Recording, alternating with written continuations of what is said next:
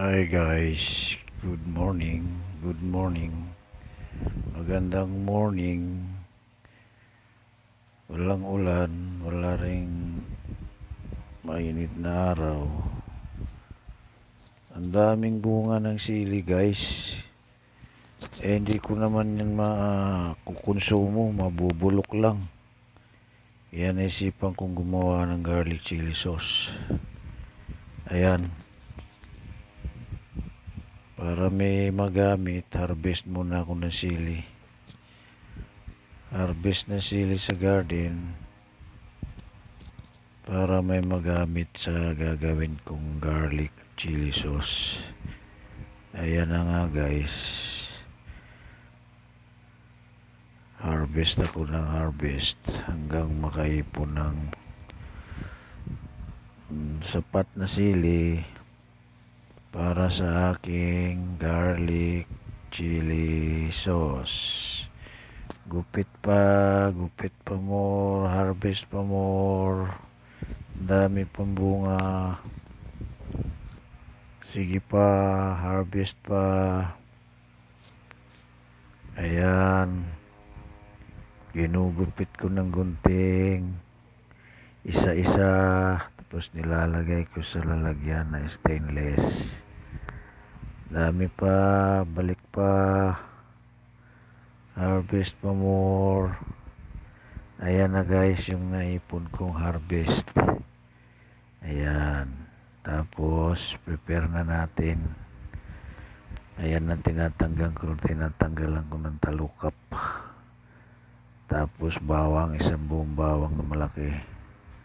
Ayan, tad mo ng bawang guys. So, tapos sili naman. Sili naman, medyo umanghang na yung kamay ko kaya naglagay ako ng plastic. Ayan na guys, lagay ng kawali, lagyan ng mantika, ilagay ang bawang.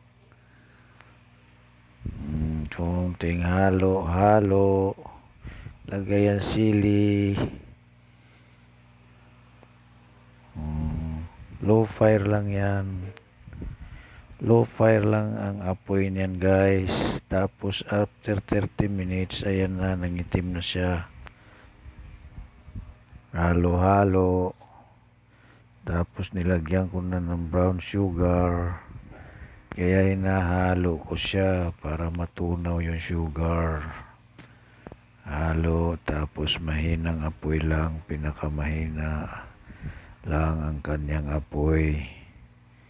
Halo. Hinahalo ko ng hinahalo para matunaw yung brown sugar. Halo pa more. Tapos nilagyan ko ng asin. Halo ulit para humalo yung lasa ng ating garlic chili sauce. Halo pa ulit. Ayan guys, hinahalo natin siya para maayos yung timpla. Halo pa more, mahina lang ang apoy. Luto na yung sili guys. Na na lang natin yung mga panimpla. Ayan na guys. Malapit nang maluto ang ating garlic chili sauce. Sige pa more. Ayan na. Maluluto na siya. Tapos nilagyan ng suka, konting suka. Halo ulit. Ayan na guys, tapos na. Palalamigin na lang natin yan. Kasi sobrang mainit pa yan. Kailangan palamigin ng mga 1 oras bago ilagay sa jar. Ayan na guys. Luto na yan. Luto na ang ating garlic chili sauce. Kahit pinatay ko na yung apoy guys, sinahalo pa rin para hindi dumikit sa kawali. Ayan na. Palamig na palamig.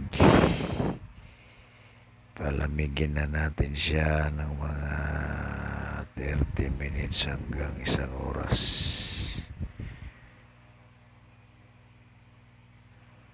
Ayan, lalamig na yan guys.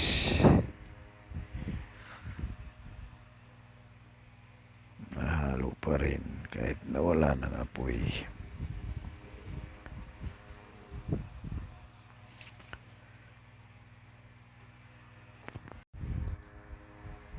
Ayan na.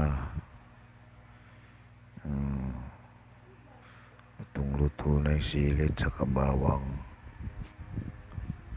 Pati yung sugar natunaw na rin. Yung asin natunaw na rin. Ayan na.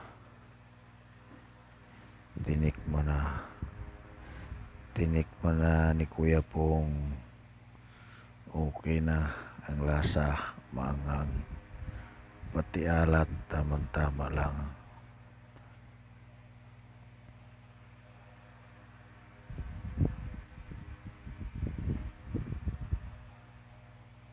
Inahalo pa rin natin guys, kahit na wala ng apoy yung kalan kasi nga medyo mainit pa yung mantika niyan. Para maano pa siya yung mga sili garlic natin hindi magbubuo, kaya hinahalo pa natin.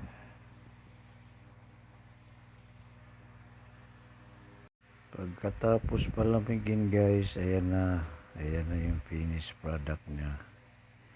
Nilagay ko na siya sa jar. Meron na akong garlic chili sauce. Garlic chili sauce na gawa ni Kuya Pong, na ang chili niya ay galing sa kanyang rooftop garden. Thanks for watching guys.